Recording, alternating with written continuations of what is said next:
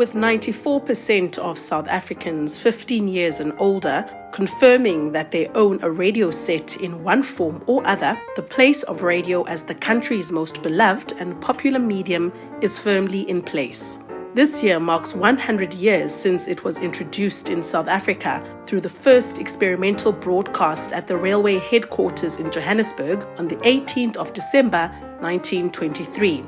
Over the decades, radio has literally become a friend of the people, with millions tuning into the 40 commercial and public broadcast stations and over 250 community stations on a daily basis. And yet, even though radio continues to be the most dominant medium, on this World Radio Day, which is particularly significant in the South African context, in light of the 100 years of audio broadcasting here, it is worthwhile looking ahead at digital audio platforms such as online radio and podcasts to forecast what the next century of audio broadcasting might and should sound like.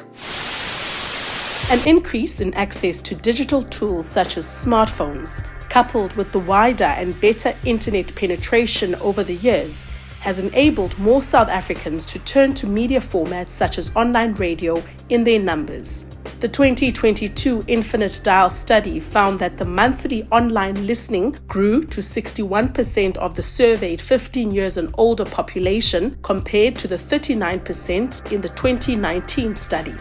Apart from the streaming and internet radios, there is also a growing trend of podcasting, which has arguably cemented audio broadcasting in its various forms as a key player in the future of mass media in this context. The place of online radio and podcasts in South Africa must be understood from the rich 100 years of radio in this context, where oral media has been a central platform for the development of linguistic and cultural identities.